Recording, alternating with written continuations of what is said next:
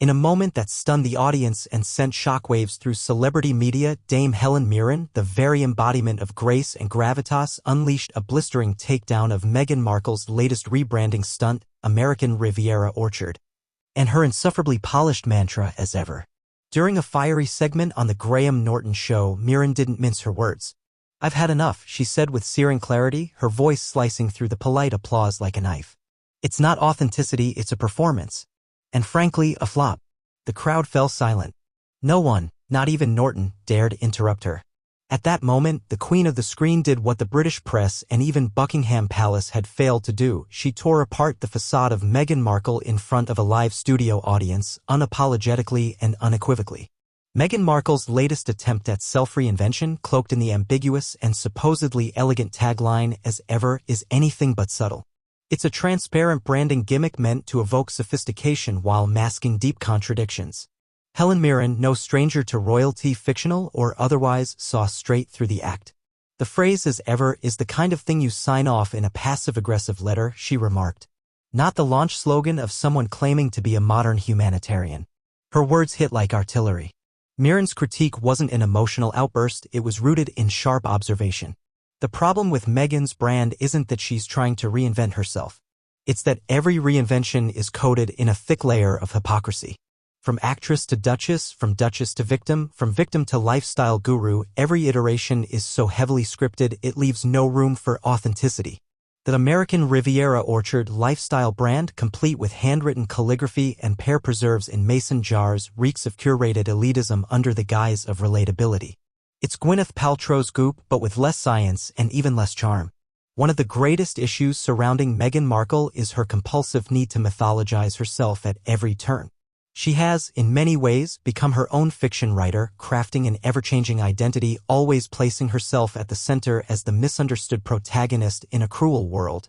It's not just tiresome, it's deeply manipulative. Mirren, speaking on the Norton Show, made this crystal clear: you can't play the victim while marketing yourself as a lifestyle goddess. You can't cry oppression while monetizing your royal title. You can't claim independence while clinging to the legacy of the very institution you left. These aren't tabloid theories, they're documented contradictions. Meghan and Harry voluntarily left their royal duties, citing toxic media attention, only to immediately sign massive deals with Netflix and Spotify to tell their uncensored story. That story included tossing family under the bus, dramatizing childhood traumas, and constantly reframing events in Meghan's favor with little room for counter-narratives or verification. And now, after public sympathy has waned, Meghan returns not with humility, but with jam. Before, as ever, came another Meghan vanity project, Archetypes, the podcast meant to redefine stereotypes about women. The problem? It lacked any real substance. Despite a few high-profile guests, the podcast was directionless and hollow, more self-promotion than social commentary. The Wall Street Journal and other credible outlets reported that Spotify was deeply dissatisfied with the results, leading to the end of their $20 million deal. This wasn't a private business failure. It was a public implosion. Meghan and Harry were quietly labeled grifters by Spotify insiders. Archewell's nonprofit arm has also struggled to show any tangible results.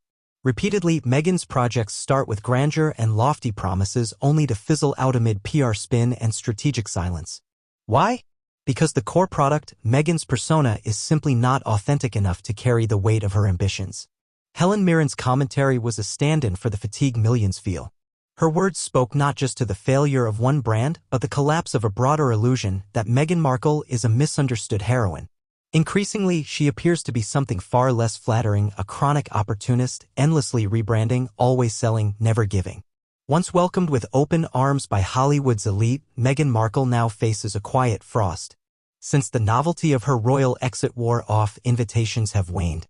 Red carpet appearances are rare. Public fascination has turned into public skepticism. Events like Ellen DeGeneres' baby shower or the recent Vanity Fair Oscar party notably lacked a Sussex sighting, either by exclusion or strategic avoidance. Sources close to studio executives have made it clear, Meghan's brand isn't bankable anymore. She's seen as divisive, polarizing, and high-risk. And worse, she's unrelatable. Even Netflix, once eager to leverage the Sussexes' story, has reportedly pulled back, scaling down future projects and opting for more mainstream, less controversial content. In contrast, Helen Mirren remains a beloved icon. She's walked the tightrope of fame with grace, integrity, and a complete absence of PR manipulation. When someone like Mirren criticizes Meghan, it isn't petty, it's powerful. It's a seasoned woman with real experience calling out the plasticity of a carefully managed image. Perhaps the greatest irony of Meghan's public image is this: despite constant visibility, the public feels they don't know her at all. There's no anchor, no consistency. She's been the struggling actress, the American Duchess, the misunderstood royal, the podcast host, the children's book author, and now, apparently, a California lifestyle entrepreneur. Despite the speeches, the interviews, and the endless self-produced content, there is little depth. No long-standing advocacy. No grassroots work. Just repackaged ideas, high-fashion photo ops, and corporate speak masquerading as empowerment. Mirren nailed this point in her critique. Real women doing real work don't need slogans. They don't need jam jars and curated fonts. They don't launch a brand with an Instagram post and then disappear.